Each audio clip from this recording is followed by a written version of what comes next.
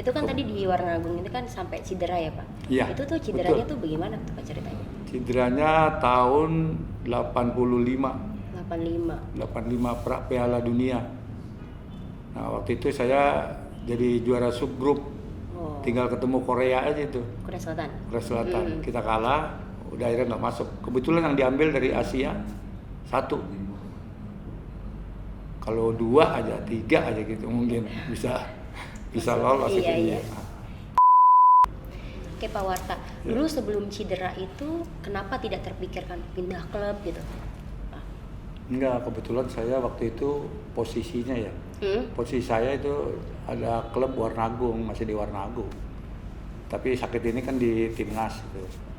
Jadi artinya Warnagung sendiri mau ngebiayain saya gitu. Jadi nggak mungkin saya keluar dari Warnagung. Gitu.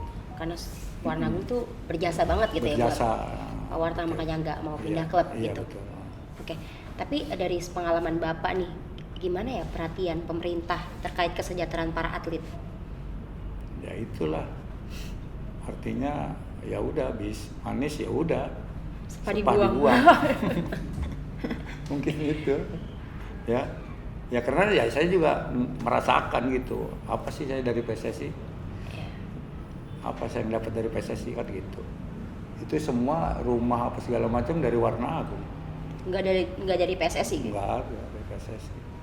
Saya waktu itu di PSSI Garuda, terus satu mungkin Pak Patra Katri ini, Haji Patra ya, dia juga sama itu waktu itu di Garuda juga mungkin, cuma dia nggak mau apa gimana gitu, nggak jelas. Gitu. Jadi artinya pokoknya yang saya dapat dari PSSI itu apa ya? Emang kagak ada apa-apa. Apa yang saya dapat? Kurang mensejahterakan para atlet gitu ya. Iya, betul. Padahal pernah berjasa juga untuk tim nasional Indonesia begitu, iya. Sampai dapat katanya waktu itu ada yang 50 ribu kali kalau salah tuh. Iya. 500 ribu apa ya? Itu zamannya Asian Games. Itu dikasih buku bank gitu, ya kan? Buku tabungan bank gitu. Buku tabungan. Nggak tahu berapa tuh, 500 apa 250 gitu. Ingat saya. Pokoknya nggak mungkin lah juta-jutaan mah. Iya. Paling di bawah itu. Itu saya nggak dapat karena saya nggak main di Asian Games. Gitu ceritanya. Oke. Pas Bapak berhenti melatih itu tahun berapa Pak kira-kira? Kalau melatih mah saya nggak ada berhentinya.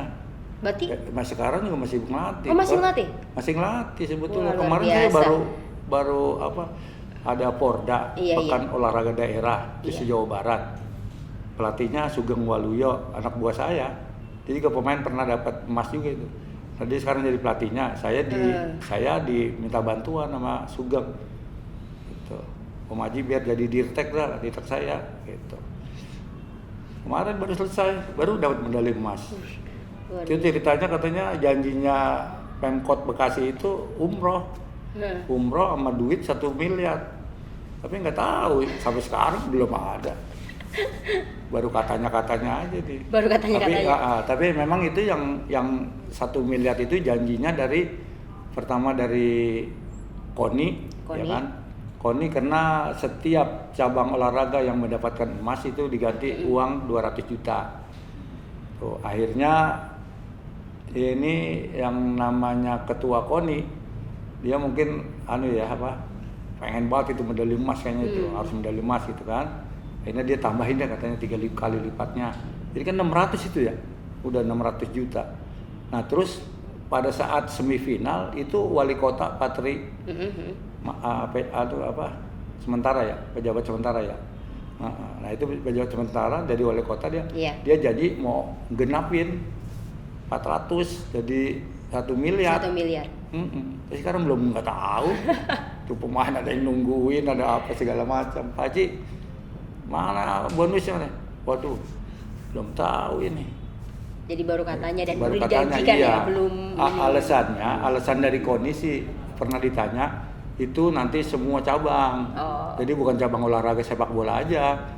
Nanti kayak angkat berat juga yang dapat emas 200. Kalau itu kan kalau itu perorangan ya. Kalau tim ini per tim 200. Jadi nanti akan di follow up lagi nggak nih Pak? Buat menagih janji yang kemarin. Iya, saya sih berharap begitu. Tapi saya mah sabar aja. Ya, nunggu. Memang katanya ada, umroh juga ada, tapi nggak semua. Nah itu kan ngebagi-baginya itu kan yang sulit. Pemain ada 25 yang berangkat cuma 2 ntar umroh, ya kan? Jadi masalah. Iya. Terus ada uang itu, masalah juga lagi. Kalau belum dikasih mah pasti nagih terus tuh pemain. Iya. Berarti masih aktif melatih sampai sekarang. Artinya jangan di follow up dulu. Iya. Berarti ini masih aktif. Kita lagi nunggu. Masih aktif sampai sekarang melatih gitu. Sampai sekarang ya. Berarti kan kalau melatih dari dulu nih, dari tahun 80-an sampai tahun 2023 ini kan aktif melatih, banyak mengalami perkembangan sepak bola kan, Pak Warta. Betul. Apa saja sih perkembangan sepak bola? Ya yang pertama yaitu masalah di formasi tim nih ya. Di formasi tim itu ada, kita menganut ke Pelanesia. Jadi artinya filosofi sepak bola nasional. Jadi yang saya lihat mah memang main bolanya lebih sederhana. Kita formasinya 4 defense, 3 gelandang, 3 depan. Ya kan? Nah, itu Villanesia itu. Jadi pemain itu kalau sepertinya nomor 9 itu pasti striker. Nomor 7 pasti kanan luar, nomor 11 pasti kiri luar, nomor 6 pasti gelandang bertahan. Nah, nomor 10 gelandang, nomor 8 gelandang juga. Nah, terus di bek kanan nomor 2. Di center back 2 itu nomor 3, nomor 4. Nah, back kirinya nomor 5. Itu formasi yang sebetulnya saya pernah lihat itu siapa? Indra Safri. Ya kan? Dia kan dirtek tuh. Dirteknya PSSI itu. Dia bicara itu bahwa yang namanya pola 4-3-3 itu pola pembelajaran sebetulnya. Belajar dari situ. Kalau sudah lama kita gitu, mungkin enak. Karena formasi itu ya semuanya terisi itu kalau menurut saya. Jadi yang paling berkembang banget tuh formasi pemain ya. Dari tahun ke tahun gitu. Kalau strategi-strateginya atau gimana diperkembangkan? Strategi mah kan tergantung lawan nanti. Lawannya pakai apa nih? Kita harus tahu itu. Makanya saya bilang kalau yang namanya pelatih mah nggak mungkin nggak punya strategi. Sekecil apapun pelatih pasti ada punya strategi, pasti punya formasi. Makanya kalau saya mah ke pemain tuh selalu bilang, kalau kamu ikut saya harus begini, kamu ikut, ya kan? Nanti kamu ada pelatih lain begini, harus ikut pelatih kamu. Itu. Jadi jangan sampai yang namanya pelatih itu dilawan gitu, gitu. Tetap aja pelatih mah banyak alasannya. Iya. Tapi dengan usia yang 61 berarti ya sekarang ya Pak? Iya. Masih melatih itu kan ada perubahan kondisi kan, pasti kondisi kesehatan fisik kalau yang sekarang udah prima, ini gitu, mungkin kalau sekarang ini mungkin saya bukannya pelatih ya. Jadi arahnya ke atasnya gitu. Mungkin saya kasih taunya ke pelatih kepalanya aja gitu. Jadi dirtek ke bahasanya direktur teknik. Bahasa kerennya begitu. Jadi saya itu nggak boleh langsung ke pemain. Saya harus kasih tahu pelatih kepala begini nih gitu. Terima, nah baru pelatih kepala ke pemain. Gitu. Sebetulnya itu kalau menurut saya itu seorang dirtek itu nggak boleh. Seorang dirtek itu walaupun di timnas di mana nggak boleh langsung ke pemain. Karena semua tanggung jawab pelatih kepala kan. Kalau kita cuma sekedar membantu mungkin. Jadi saya juga di Bekasi ini jadi salah satu pengurus di PSSI-nya Kota Bekasi, Askot. Kebetulan kemarin saya jadi tim suksesnya, akhirnya menang lagi. Masih baru nih, sekarang lagi umroh, ini ketuanya. Selain itu kesibukan Bapak sekarang apa Pak? Selain jadi pengurus tadi? Ya itu kebetulan saya ada SSB. Punya SSB? Punya SSB. Di Bekasi juga? Di Bekasi juga. Ayo lawan saya tuh anak buah. Yang Itu usia berapa Pak? Usia 8 tahun, 10 tahun, 12, 14, 16. Ada semua. Makanya saya kalau hari Minggu itu ramai di lapangan. di lapangan. Anak-anak gitu ya. Kalau yang pelatihnya ada, saya mah cuma lihat-lihat aja gitu. Kontrol. Dari umur 8 tahun 8 tahun ya, kalau nggak salah 8 tahun. paling tua umur berapa? Ini besok ada festival dari Muda Jaya ini dekat rumah. Ada sintetis lapangan, ikut festival usia 2012 berapa tahun ya? 2012. Iya. Sekarang 23 ya. 2023. Iya. 12 tahun. 13. Itu nanti tanggal 28 nih main. Jadi Ya kesibukan masih kesibukan masih di bola aja. masih di bola Iya. gitu. Waktu itu aku sempat baca Bapak punya bisnis usaha ya, konveksi. Iya betul. 2016 kalau nggak salah. Iya. Itu masih lanjut, Pak? Udah enggak, udah pakem. Pakemnya apa? Karena ada salah satu mesin yang sekarang udah modern kan, udah pakai begini tuh. Iya, udah di print gitu ya. Udah Iya. printer gitu ya kan. Nah itu kalau saya kan masih manual gitu. Oh, dulu konveksinya konveksi baju. Kaos. Oh, kaos. Kaos bola. Jersey gitu. Jersey ya. 2016 itu ya berarti. Iya. Stop betul. bisnisnya tahun berapa, Pak? Stopnya kemarin ada COVID aja tuh. Kedampak? Iya, istri saya meninggal. Ini. Istri meninggal. Pas Covid usaha tutup terus Iya. istri Bapak meninggal. Iya. 2020 berarti itu awal Covid ya. Iya. Nah, itu gimana Pak ngelanjutin usahanya tuh yang tutup terus juga Tutup aja udahlah. Bilang tutup aja. Tuh mesin-mesin udah dibuang aja dia. Dijual lagi. Mesinnya mesin kuno udah, sekarang kan baru-baru tuh. Orang pakai laptop segala macam itu kan. Ternyata hasilnya begini gitu kan. Kalau yang itu kan cuma sambungan-sambungan aja gitu. pada saat kondisi seperti itu Bapak gimana Pak untuk menyukupi kebutuhan? Ya kebutuhan sih ada, anak. Iya kan? Pokoknya jalan aja di bola, jalan. Ada rezeki gitu ya dari bola. Ada aja gitulah. Kalau kita mau bergerak juga ada. Waktu pas di situ kan terbilang masa sulit Bapak ya, pandemi Covid itu. Usaha tutup, terus istri juga meninggal karena Covid juga atau apa Pak? Covid. Oh, kalau Covid juga. Di swab itu langsung masuk rumah sakit. Di swab positif masuk rumah sakit.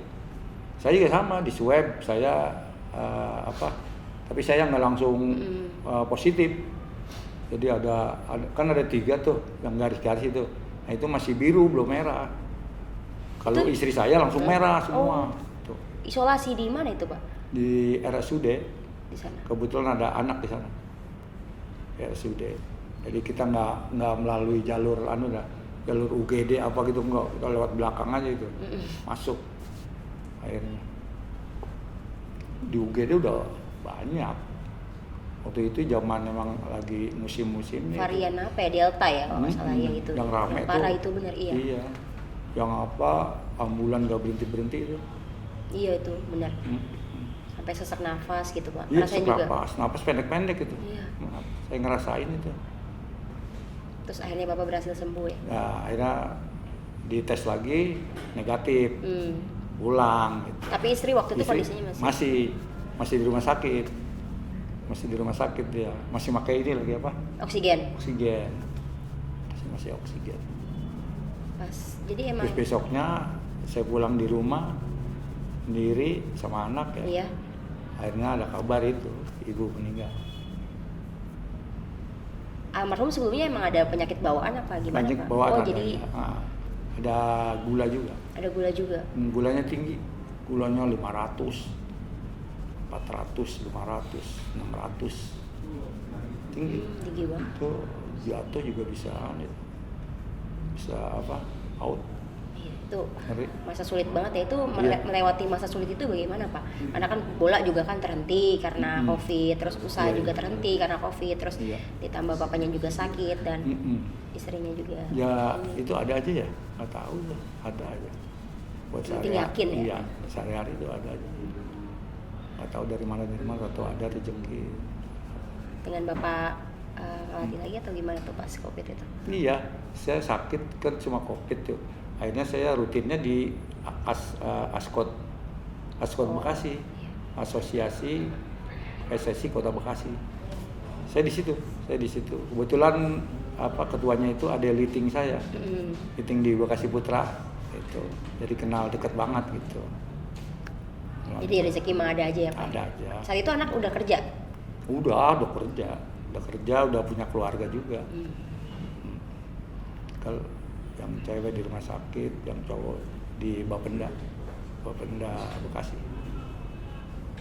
Sekarang udah 2023, alhamdulillah Indonesia udah pulih lagi ya dari COVID. Ya. Jadi alhamdulillah aktivitas juga udah membaik gitu. Ya. Oke Sobat WK, kita jeda dulu dan akan dilanjut lagi bincang-bincang kita setelah yang berikut ini. Jangan lupa subscribe ya.